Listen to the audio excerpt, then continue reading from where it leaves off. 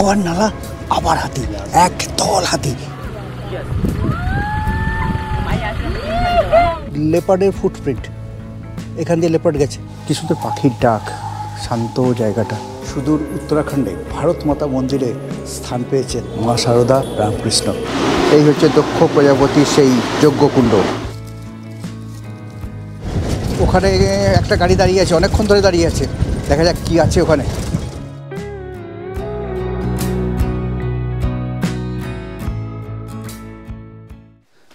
Good morning from Haridwar. হরিদ্বারে আজকে আমাদের দ্বিতীয় দিনের সকাল। হরিদ্বারের মূল যে দ্রষ্টব্য জায়গাগুলো সেটা হচ্ছে হরগৌরী এবং তার আশেপাশের বিভিন্ন মন্দির, কিন্তু আজকে আমরা আপনাদের নিয়ে যাব হরিদ্বারের একটা অন্যরকম জায়গায়। জিম করবেটের ভিডিও আপনাদের আগে দেখিয়েছি। সেই জিম করবেট পার্কের এক্সটেনশন হচ্ছে রাজাজি ন্যাশনাল পার্ক। সেই রাজাজি ন্যাশনাল পার্কে আমরা সাফারি করব, কিন্তু তার আগে কালকে বিকেলে আপনাদের ভারত মাতা মন্দিরটা দেখাতে পারিনি, সেই ভারত মাতা মন্দিরটা আপনাদের দেখিয়ে দেবো।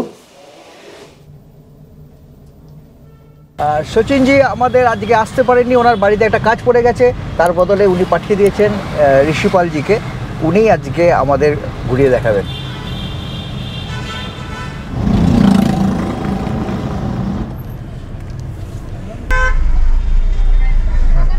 আমরা পৌঁছে গেছি পার্বতীর বাপের বাড়ি, মানে শিবজির শ্বশুর বাড়ি, দক্ষ মহারাজের মন্দির। যে কোনো মন্দিরেই ঢোকার সময় জুতো খোলা এই ব্যাপারটা তো আছেই, তার সাথে যেটা থাকে সেটা হচ্ছে যে ছবি তোলাতে কিছু রেস্ট্রিকশন, সেই রেস্ট্রিকশন আমরা মেনে চলবো। বিরাট মন্দির। সেই যে দক্ষযজ্ঞ হয়েছিল, সেই দক্ষযজ্ঞ যেখানে হয়েছিল, সেই যে দক্ষযজ্ঞের কুণ্ডু, মানে যেটাকে বলা হয় হোমকুণ্ডু, এই হচ্ছে সেই হোমকুণ্ডু। এখানে প্রবেশের পথ এইখানে লেখা রয়েছে, এই যে প্রবেশ পথ আগে, এই পাশ দিয়ে ঘুরে আমরা ভেতরে প্রবেশ করব।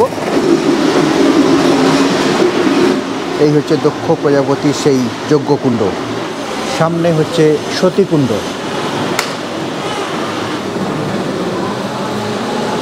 এরপরে কিন্তু ছবি তোলা বারণ, যতটুকু সম্ভব সেইটুকুনি দেখাবো। দক্ষ মহারাজের মন্দির থেকে আমরা বেরিয়ে এলাম। মন্দিরের ভেতরে যেটা রয়েছে একটা শিবলিঙ্গ রয়েছে, এবং সেটা পিতলের, পাথরের কিন্তু নয়। এছাড়া আশেপাশে আরও অনেক মন্দির রয়েছে, দশ মহাবিদ্যা মন্দির, সেগুলো কিন্তু আমরা এখান থেকে এবার ঘুরে দেখব। মা কালী, মা তারা, ভুবনেশ্বরী, ত্রিপুর ভৈরবী, ছিন্নমস্তা, ধূমাবতী, বগলামুখী, কমলা, সরস্বতী এবং দুর্গা, এবং এর পাশেই এখানে রয়েছে কাল ভৈরবের মূর্তি।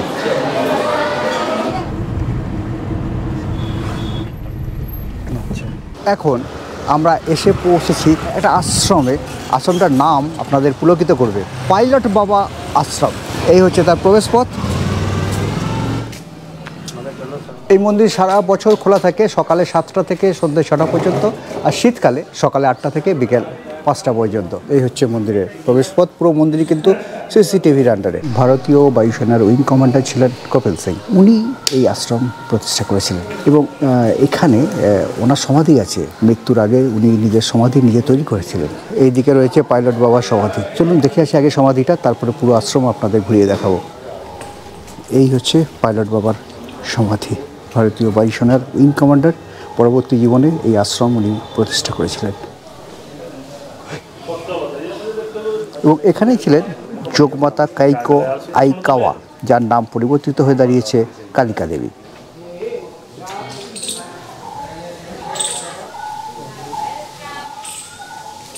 কি সুন্দর পাখির ডাক, শান্ত জায়গাটা, সত্যি দারুণ।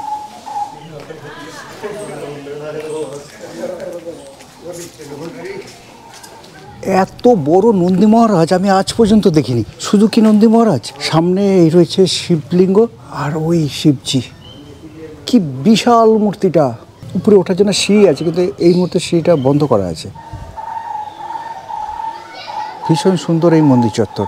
এর আগে যেগুলো গেছি সেগুলো তো মন্দির ছিল, মানে ইট কাঠ পাথর কংক্রিটের তৈরি, কিন্তু এখানে একদম প্রকৃতির ভেতরে। এখানেও থাকার জন্য বাড়িঘর আছে। এরকম একটা পরিবেশে থাকলে মন এমনিই ভালো হয়ে যায়। এদিকেও দেখুন অনেক কিছু রয়েছে। চলুন যাই।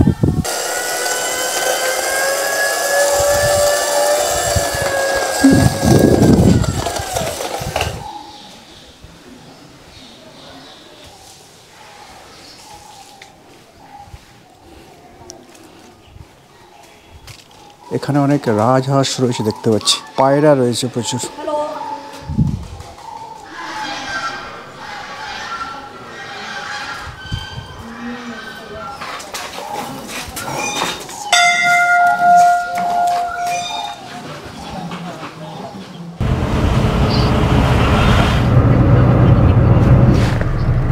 এই হচ্ছে বড় হনুমান।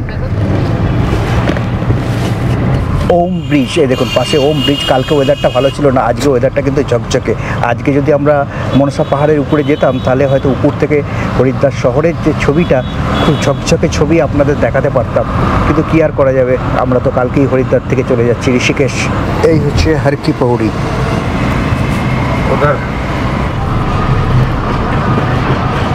এই যে রাস্তাটা, এটা হচ্ছে ভারত মাতা রোড, এবং এই রাস্তায় একের পর এক মন্দির। বেশিরভাগই আপনাদের কালকে বিকেলে দেখিয়ে দিয়েছি, ভারত মাতা মন্দিরটা আপনাদের দেখানো হয়নি।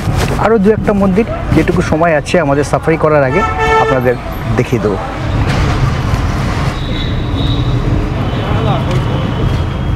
এখন আমরা এসে পৌঁছেছি পবিত্র বৈষ্ণোদেবী মন্দিরে।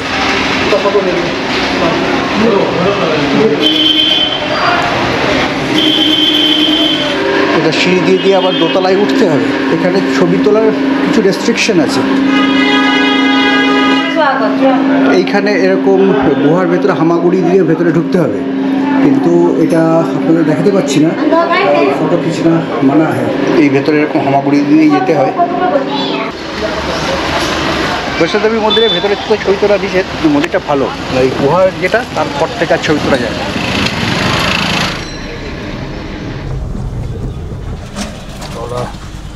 এই হচ্ছে ভারত মাতা মন্দির। 8 তলা এই বিল্ডিং, প্রতিটা তলায় ভারতের বিভিন্ন রাজ্যের সংস্কৃতিকে তুলে ধরা হয়েছে।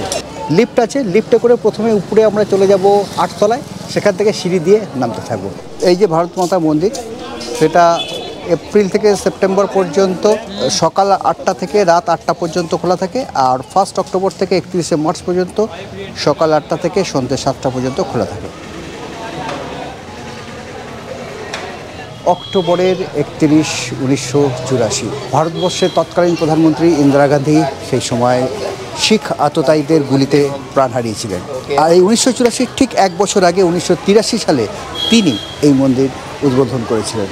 সব মন্দিরের মতো এখানেও শু স্টল আছে, এখানে জুতো খুলে ভেতরে যেতে হয়।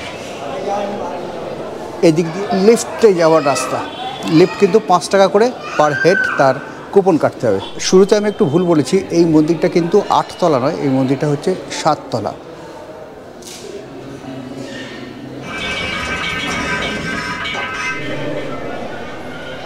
সিক্স ফ্লোরে যেখানে লিফট আমাদের নামিয়ে দিল সেখানে হচ্ছে বিষ্ণু মন্দির।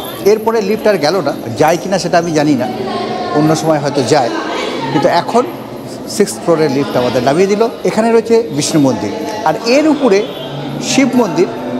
সেটার জন্য কিন্তু আপনাকে এর উপরের তলায় সিঁড়ি দিয়ে যেতে হবে। শিব মন্দির আমরা দেখব, কিন্তু তার আগে বিষ্ণু মন্দিরটা যখন এখানে এসেছি দেখে নিই। বিষ্ণু মন্দির,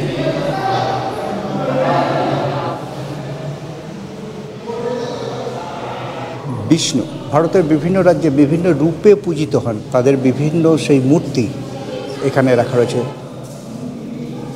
6 তলায় বিষ্ণু মন্দির দেখলাম, তারপরে শিব মন্দিরের জন্য উপরের তলায় এই যে শিব মন্দির, এখানে দরজা কিন্তু বন্ধ আছে। এখান থেকে গঙ্গা বয়ে যাচ্ছে, দেখা যাচ্ছে, কি সুন্দর লাগছে দেখতে। আজকের দিনটা অনেক ভালো আছে, তাও একটু হেজ মতো আছে, কিন্তু কালকে ওয়েদারটা একদমই ভালো ছিল না। একটা ব্যাপারে আমার কৌতূহল হচ্ছে, আমরা থাকি মর্তে, এই মর্তলোক, সেখানেই কৈলাস পর্বতে থাকেন শিব, তার উপরে হচ্ছে পিতৃলোক, অর্থাৎ যারা মারা যায় আমাদের পিতৃপুরুষ, তাদের দেহ ওখানে বিচরণ করে। তার উপরে হচ্ছে দেবলোক, দেবতারা সেখানে থাকে। তার উপরে হচ্ছে বিষ্ণুলোক, যেখানে ভগবান বিষ্ণু বিরাজ করেন। আর তারও উপরে হচ্ছে ধ্রুবলোক, কারণ ধ্রুব তপস্যায় বিষ্ণুকে সন্তুষ্ট করে বর পেয়েছিলেন, এবং তিনি যে বরটা চেয়েছিলেন বিষ্ণুর কাছে, সেটা হচ্ছে আমার অবস্থান যেন তোমারও উপরে হয়। তাই ধ্রুবলোক হচ্ছে বিষ্ণুলোকেরও উপরে। এখানে দেখলাম 7 তলায় শিব, 6 তলায় বিষ্ণু। এই ব্যাপারটা আমার একটা কীরকম বিশদ দৃশ্য লেগেছে। আপনারা যারা এই ব্যাপারটা আরও ভালোভাবে জানেন, কমেন্ট করে আমার কৌতূহলের নিরসন করবেন। শিব মন্দির, বিষ্ণু মন্দির হয়ে আমরা নেমে এসেছি শক্তি মন্দিরে। এখানে শক্তির বিভিন্ন রূপ, কুলদেবী, কাত্যায়নী, কালরাত্রি, মহাগৌরী, সিদ্ধিদাত্রী, হরসিদ্ধি মাতাজি, মীনাক্ষী, যমুনা মাতা, সরস্বতী। একইভাবে এপাশেও শক্তির বিভিন্ন রূপ এখানে রাখা রয়েছে। এখানে একটা অডিটোরিয়াম আছে, চেয়ার পাতা রয়েছে, এখানে একটা স্টেজ করা রয়েছে, মনে হয় এখানে একটা অডিটোরিয়াম আছে। পরের ফ্লোরে অডিটোরিয়াম। উপরে বিভিন্ন তলায় বিভিন্ন ভগবান রয়েছে, না এখানে হচ্ছে তাদের সন্ত। এখানে স্বামী বিবেকানন্দ, রামকৃষ্ণ পরমহংস সকলেই এখানে রয়েছে। সন্ত কবীর, মহর্ষি রবিদাস, মহর্ষি বেদব্যাস, রামকৃষ্ণ পরমহংস। সুদূর উত্তরাখণ্ডে ভারত মাতা মন্দিরে স্থান পেয়েছেন মা শারদা এবং রামকৃষ্ণ। বাঙালি হিসেবে গর্বে বুকটা ভরে যাচ্ছে। শুধু মা শারদা এবং রামকৃষ্ণই নয়, এর সাথে সাথে রয়েছেন আর এক বাঙালি মহাপুরুষ, স্বামী বিবেকানন্দ। এই হচ্ছে বাল্মীকি মুনি, দস্যু ছিলেন, তারপরে মহারিষি বাল্মীকিতে পরিণত হয়েছিলেন। এরকমভাবে এই যে ফ্লোরটা, বিভিন্ন সন্তদের মূর্তি এখানে রাখা রয়েছে। চলুন এর পরের ফ্লোরে আমরা যাই, দেখা যাক সেখানে কি আছে। পরের ফ্লোরে মাতৃ মন্দির। এখানে রয়েছেন সিস্টার নিবেদিতা, তারপরেই রয়েছেন কিরণ দেবী, সতী পদ্মিনী, সতী মদালাসা, সতী অনুসুয়া, সতী দময়ন্তী, সতী উর্মিলা। এই হচ্ছে গার্গীর মূর্তি, আর তার পাশেই সতী সাবিত্রী, মীরাবাই, দেবী অহল্যাবাই, সতী মৈত্রেয়ী। ভারতের বিভিন্ন বীর বীরাঙ্গনা, তাদের বিভিন্ন মূর্তি এখানে করে রাখা আছে। মহারানা অগ্রসেন, মহারানা প্রতাপ, ছত্রপতি শিবাজি। গান্ধীজি আছেন, কিন্তু তার সাথে রয়েছেন আর এক বীর বাঙালি, নেতাজি সুভাষচন্দ্র বোস। আর এই সমস্ত দেব দেবী, সাধু সন্ত, বীর বীরাঙ্গনা সকলকে নেই এই হচ্ছে ভারত মাতা, একদম গ্রাউন্ড ফ্লোরে। আমি টপ ফ্লোরে ভারত মাতা বলেছিলাম, টপ ফ্লোরে না, একদম গ্রাউন্ড ফ্লোরে হচ্ছে ভারত মাতা। ক্যামেরা বন্ধ করছি, আমার ক্যামেরার ব্যাটারি শেষ হয়ে গেছে। এখান থেকে বেরিয়ে আমরা রাজাজি ন্যাশনাল পার্কের চিলা কেটে, সেখানে আমাদের সাফারি পারমিট করা আছে, একটা সাফারি আজকে আমরা করব, এবং সেই সাথেই শেষ হবে আমাদের হরিদ্বার ট্যুর। এসব জায়গা স্কুল স্টুডেন্টদের জন্য সব থেকে ভালো, এবং এখানে প্রচুর স্কুল স্টুডেন্ট এসেছে। রাজাজি ন্যাশনাল পার্কে অনেকগুলো গেট আছে, তার মধ্যে আজকে আমরা যে সাফারিটা করব সেটা হচ্ছে চিল্লা গেটে। এই দিকের যে জঙ্গল, এইরকম একটা জঙ্গলে সাফারি হবে।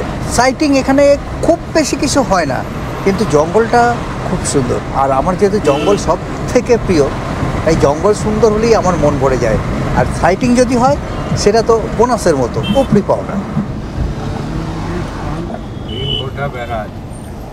এই যে ভীমগোড়া ব্যারেজ, তার পাশ দিয়ে চিল্লা গেট যাওয়া শর্টকাট রাস্তা ছিল, কিন্তু যেহেতু আজকে শিবরাত্রি, পুলিশ ওই রাস্তা বন্ধ করে দিয়েছে। বললো ঘুরে ঘুরে যে রাস্তা আছে সেই ঘুরে ঘুরেই আমাদের যেতে হবে। এই শিবরাত্রির জন্য এখানে আমাদের সাইট সিইংগুলো বেশ অসুবিধেই হচ্ছে।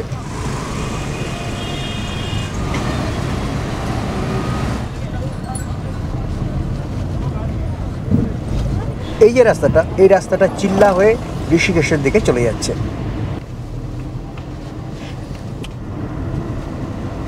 আচ্ছা, এইখান থেকে চিল্লায় যাওয়ার রাস্তা, কিন্তু আজকে শিবরাত্রি বলে এই রাস্তা বন্ধ করে রেখে দিয়েছে। আমাদের পারমিট, এই যে আমাদের পারমিট, এই পারমিটটা দেখানোর পরে এখানে ব্যারিকেড কিন্তু খুলে দিল।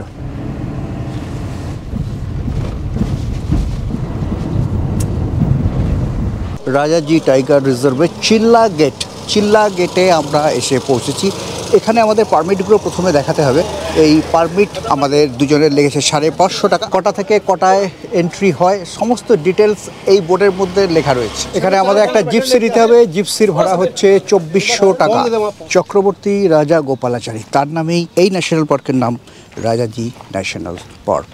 এখানে সাফারি করার জন্য যে পারমিট, সেটা দেওয়া হয় অনলাইনে, যে ওয়েবসাইট থেকে দেওয়া হয় তার লিঙ্ক আমি নিচে ডেসক্রিপশন বক্সে দিয়ে দিলাম। আমাদের দুজনের পারমিট লেগেছে 550 টাকা। পারমিট পাওয়ার পরে এখানে এসে যেটা আপনাকে নিতে হবে সেটা হচ্ছে সাফারির জিপ, তার ভাড়া হচ্ছে 2400 টাকা। আর এছাড়া যদি গাইড নেন, গাইডের চার্জ এক্সট্রা, সেটা 600 থেকে 1000 টাকা। কিন্তু এখানে গাইড বিশেষ নেই, সেই কারণে ড্রাইভারই গাইডের কাজ করে থাকে। তাহলে আমরা 550 টাকা পারমিটের জন্য অনলাইনে পে করেছি, বাকি 2400 টাকা আমরা ড্রাইভারকে দিয়ে দেবো। ড্রাইভারকে ক্যাশও দিতে পারেন, ড্রাইভারদের অনলাইনেও পে করতে পারেন। মহেন্দ্রাজি, এই যে এখানে পরপর গাড়িগুলো পার্ক করা রয়েছে। 4226 এটা হচ্ছে আমাদের গাড়ি। গাড়ি দেখানোর সঙ্গে সঙ্গে দুটো মদরের জোর মারামারি আরম্ভ করেছে। এই যে এখানকার সাফারি গাড়িগুলো, এটা যেটা সুবিধা হচ্ছে, এখানে গ্যালারি সিস্টেমের গাড়ি। इधर सफारी करने के लिए कितना गेट है? 5 गेट हैं वैसे तो, लेकिन 4 गेट जंगल सफारी के हैं। हाँ। और 1 गेट वैसे है म्यूजियम टाइप का है जो 84 कोटी के लिए।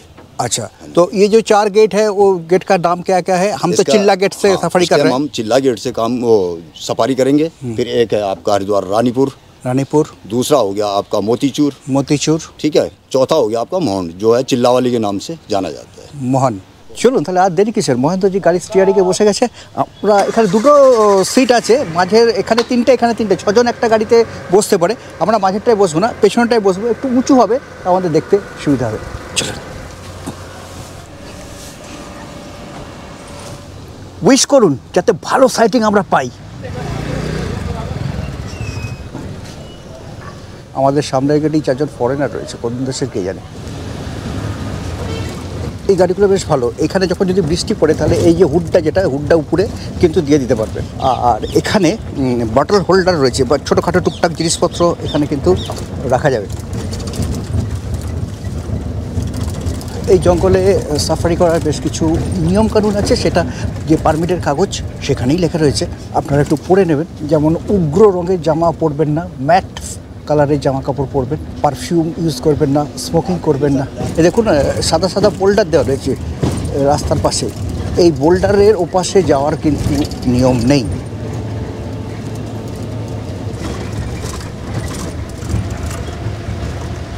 বাঁ দিকে একটা নদীর মতো দেখা যাচ্ছে। ড্রাইভার সাহেব জানালেন এটা ঠিক নদী নয়, এটা একটু নালা। বর্ষার সময় এখানে জল থাকে, এর নাম হচ্ছে মুন্ডাল। রিভার বেডগুলো হচ্ছে এমন একটা জায়গা যেখানে সাইটিংয়ের চান্স অনেক বেশি, কারণ অনেকটা জায়গা ওপেন ল্যান্ড আমরা দেখতে পাই। ওই যে বললাম মুন্ডাল নালা, সেই নালার মধ্যে আমাদের গাড়ি এখন নামবে। এই যে সাফারি, এই সাফারিতে কোথাও কিন্তু আপনি গাড়ি থেকে নামতে পারবেন না। মানে আমরা হয়তো জীবজন্তুকে দেখতে পাচ্ছি না, কিন্তু জীবজন্তুটা আমাদের কিন্তু ঠিক নজর করছে।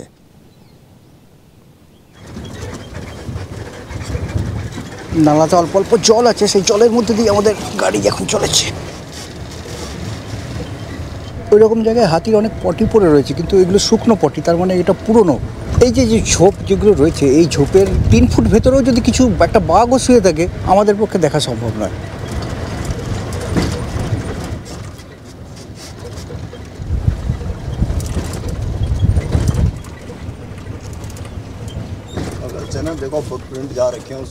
দেখুন লেপার্ডের ফুটপ্রিন্ট, এখান দিয়ে লেপার্ড গেছে, এখান দিয়ে লেপার্ড সোজা গেছে, একদম এই রাস্তা দিয়ে গেছে, ওই সোজা গেছে। ওইখানে একটা কিছু বসে আছে গোল্ডেন কালারের, কিন্তু সেটা বাঘ কিনা বসে আছে অনেক দূরে। পাথর না বাঘ?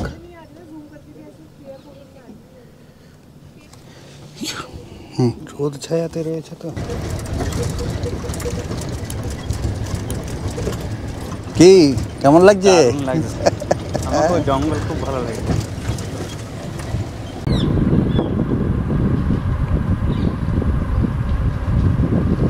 ওই হরিণটার আরো দুটো বন্ধু ওখানে রয়েছে।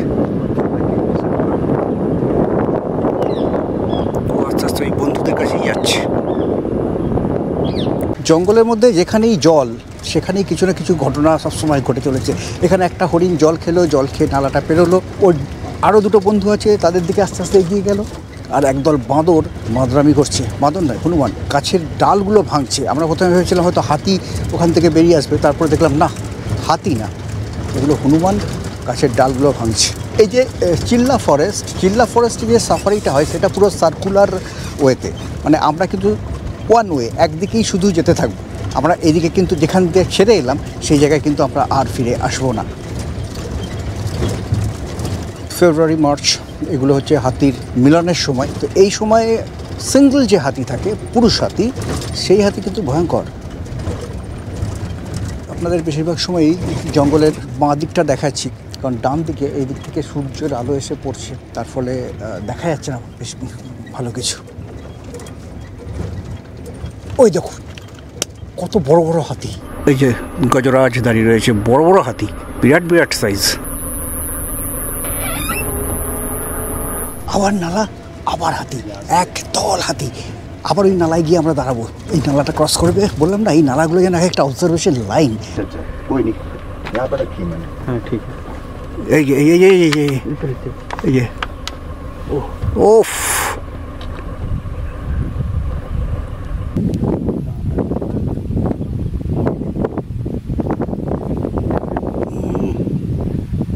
এটার সঙ্গে বাচ্চা রয়েছে। এই হাতিগুলোর সাথে বাচ্চা আছে।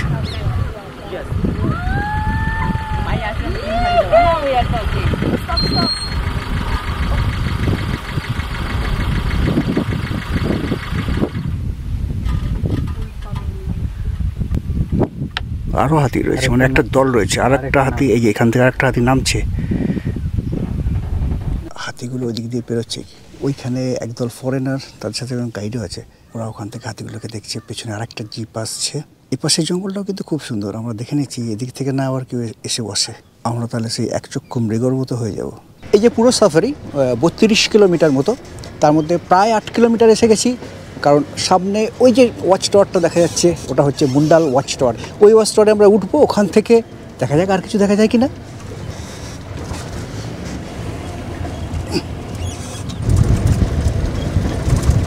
এই হচ্ছে মুন্ডাল ওয়াচ টাওয়ার। তার সাথে এখানে চাইলে একটু ফ্রেশ হতে পারবেন এবং ফরেস্টের এই জায়গাটায় আপনি কিন্তু গাড়ি থেকে নামতে পারবেন। আমরাও এখানে একটু নামবো।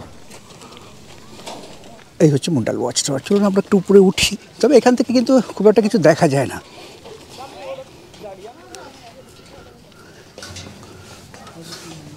একে একে বাকি গাড়িরা আসছে, আর হাতিগুলো ওখান দিয়ে এই জঙ্গল থেকে ওই জঙ্গলে গেছে।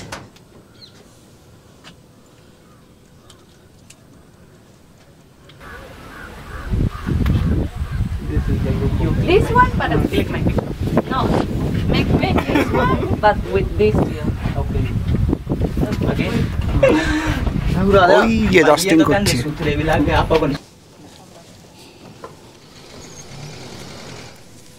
চলুন, সব গাড়ি চলে গেছে, আমরা এবার যাই। আমরা এন্ট্রি গেট থেকে 8 কিলোমিটার এলাম। এই হচ্ছে মুন্ডাল চেকপোস্ট।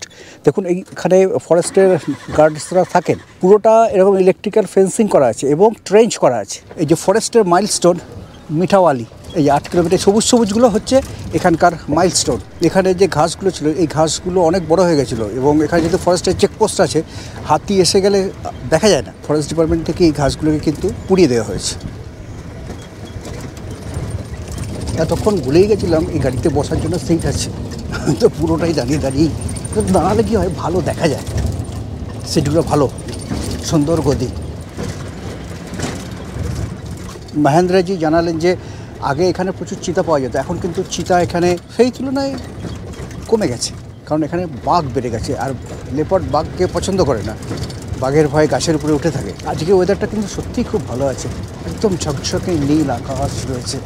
গতকালও এরকম পেলে আরও ভালো ভালো ছবি আপনাদের দেখাতে পারতাম। এই যে সামনে একটা হরিণ, बिल्कुल लोकेशन आती है उसकी।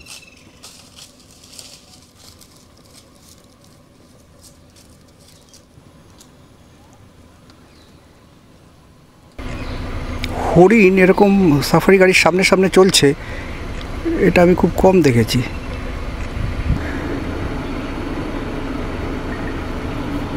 সাফারি গাড়ির এত কাছ দিয়ে হরিণ যেতে আমি কখনো দেখিনি।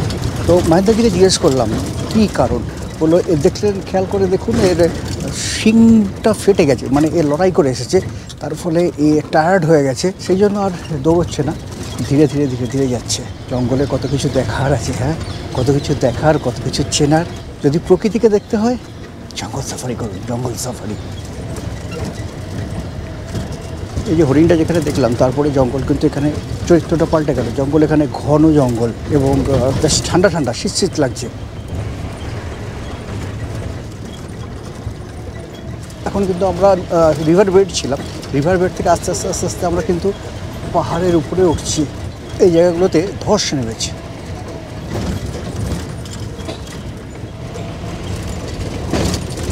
আবার একটা নালার কাছে আমরা এসে পৌঁছেছি। সামনে একটা ফরেস্ট অফিস আছে, সেখানে থাকার জন্য রেস্ট হাউসও আছে, কিন্তু সেখানে গেস্টদের অ্যালাউ করা হয় না, সাধারণ টুরিস্টদের অ্যালাউ করা হয় না। শুধুমাত্র ফরেস্ট ডিপার্টমেন্টের লোকেরা, তারাই রাত্রি ওখানে থাকতে পারেন। এই যে নালাটা, এটার নাম হচ্ছে রাওশন নালা। রাওশন নালাতে আমরা এসে পৌঁছেছি, আর সামনেই দেখা যাচ্ছে ফরেস্ট চেকপোস্ট। এটা হচ্ছে মিঠাওয়ালি চেকপোস্ট। এই জায়গাটায় আবার আপনারা নামতে পারবেন, মিঠাওয়ালি চেকপোস্ট।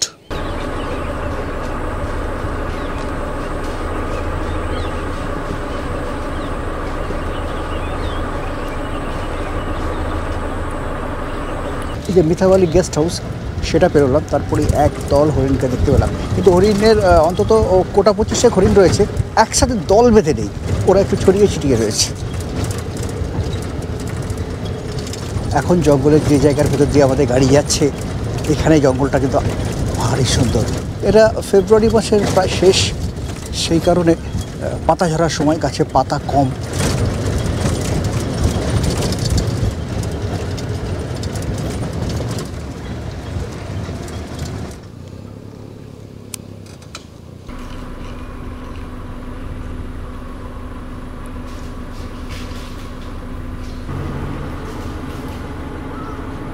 চারটে সম্বর রয়েছে, এতক্ষণ হরিণ দেখছিলাম, এবার কিন্তু সাম্বার ফ্যামিলিকে পুরো দেখলাম।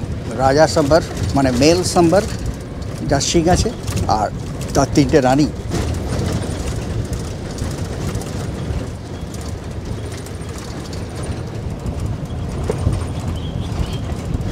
ওখানে একটা গাড়ি দাঁড়িয়ে আছে, অনেকক্ষণ ধরে দাঁড়িয়ে আছে, দেখা যাক কি আছে ওখানে। সামনের গাড়ি দেখেছে ভাল্লুক, একটা মা ভাল্লুক, তার সাথে একটা বাচ্চা রয়েছে, কিন্তু জঙ্গলের ভেতরে আছে, পায়ের আওয়াজ পাচ্ছি, দেখতে পাচ্ছি না, ছবিও হচ্ছে না। আওয়াজ করো না, কথা বলো না। জঙ্গল এখানে বড্ড ঘন, একটু অপেক্ষা করবো এখানে। মিনিট 10 আমরা অপেক্ষা করলাম, কিন্তু কিছু পেলাম না। ঠিক আছে, এটা তো জঙ্গলে এরকমই হয়, মা ভাল্লুক তার সাথে ছেলে ভাল্লুক। জঙ্গলের এই যে জায়গাটা, রাস্তার সমান আস্তে আস্তে যেতে হবে, কারণ কি জঙ্গলে এত ঘন, তাড়াতাড়ি গেলে কিছুই দেখতে পাবেন না।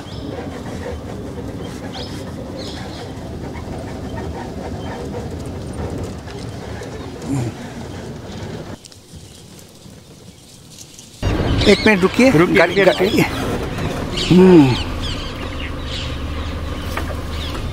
ये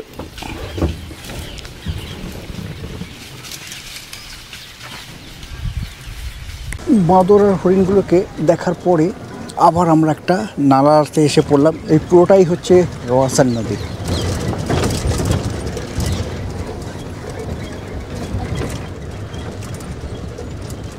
এখন একটা বিস্তীর্ণ প্রান্তরে এসে আমরা পৌঁছেছি। এই যে রাওয়াসান নালা, তার ওপাশটাই হচ্ছে সিভিল এরিয়া, ওখানে গুর্জাররা আদিবাসীরা বাস করে। এই পাশটা কিন্তু এই রাজাজি ন্যাশনাল পার্কের অন্তর্গত। সামনে ময়ূর রয়েছে, বেশ কিছু ময়ূর রয়েছে, কিন্তু এখানে সূর্যে আলোর বিপরীতে হয়ে যাচ্ছে বলে ভালো ছবি পাচ্ছি না। একটা বন মুরগি। এখন আমরা এসে গেছি খাড়া চেকপোস্টে, ওইখানে এক গাদা হরিণ চলছে ওইখানে। এই যে গাছটার উপর আমি এখন দাঁড়িয়ে রয়েছি, এই গাছটার নাম হচ্ছে ত্রিবেণী গাছ। ত্রিবেণী গাছ মানে এই যে গাছের গুঁড়িটা দেখুন 3টে দিকে এরকম চলে গেছে, এই জন্য এই গাছটার আমি নাম দিয়েছি ত্রিবেণী গাছ। নামটা আপনাদের পছন্দ হলে অবশ্যই কমেন্ট করে জানাবেন।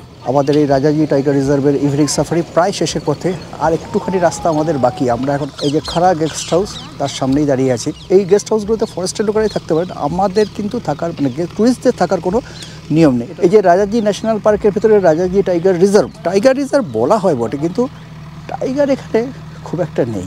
ওই যে সামনে যে বাড়িগুলো দেখা যাচ্ছে, ওগুলো হচ্ছে বন গুর্জার, তাদের ঘর। ও হরিণের ঝুন্ড যাকে বলে, ঝুন্ড, দল বেঁধে হরিণরা সব বাড়ি চলেছে। দেখুন ওখানে 4-5টা, এখানে 2-3টে হরিণ পালাচ্ছে, এখানে একটা বড় সিংগলা হরিণ গাছের নিচে একা দাঁড়িয়ে আছে। এই দেখুন কত হরিণ, এইখান থেকে শুরু করে এই পর্যন্ত শুধু হরিণ আর হরিণ।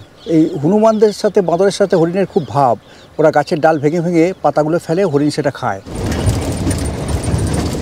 কি শীত লাগছে? শীত লাগছে, ঠান্ডা পাতা লাগছে, ঠান্ডা লাগছে। একটা, দুটো, তিনটে সাম্বার, একটা, দুটো, তিনটে, চারটে, 5টা, 6টা, এক গাদা হরিণ।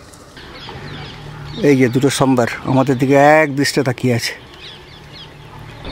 সামনে পেছনে কত হরিণ, কত। ঘড়িতে সময় 5:44।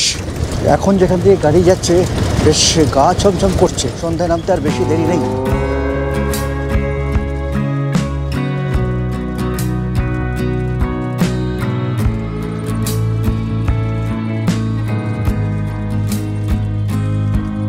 আবার একটা দিন শেষ হলো। 23শে ফেব্রুয়ারি 2025 ক্যালেন্ডার থেকে মুছে গেল। পাহাড়ের পেছনে সূর্য অস্ত যাচ্ছে আর আমরা ফিরে চলেছি আবার রাজাজি ন্যাশনাল পার্কের চিল্লা গেটে। এই দেখুন, এই যে সবুজ পাথরটা, এখানে লেখা রয়েছে মোটা শাল। এই জঙ্গলের সব থেকে মোটা শাল গাছ। এই আমাদের গাড়ি, আর এই গাড়ির পাশে এই দেখুন হরিণ চড়ছে। এই দেখুন, এইটা হরিণ চড়ছে, আবার এরকম টাকাচ্ছে দেখুন।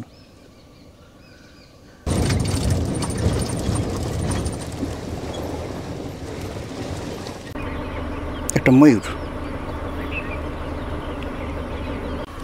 দেখুন একটা নেউল।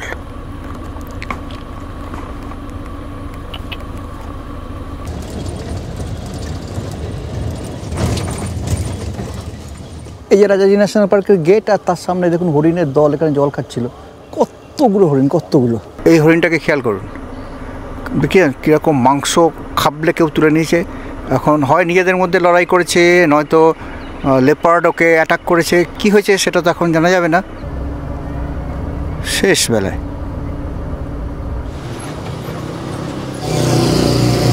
বাস হয়ে গেল আমাদের রাজাজি ন্যাশনাল পার্কের সাফারি।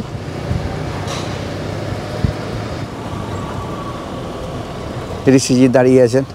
42-26 আমাদের সাফারি শেষ করে আমরা আমাদের আবার সেই 68-63-তে ফিরে এলাম। এই জায়গাটা হচ্ছে চিল্লা পাওয়ার হাউস, যেখানে রাজাজি ন্যাশনাল পার্কের চিল্লা গেট, তার ঠিক পাশেই চিল্লা পাওয়ার হাউস।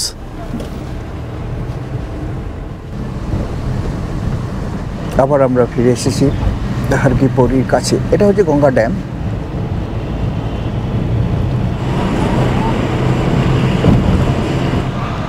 এই ব্রিজের নিচে কি সুন্দর লাইটিং দিয়েছে।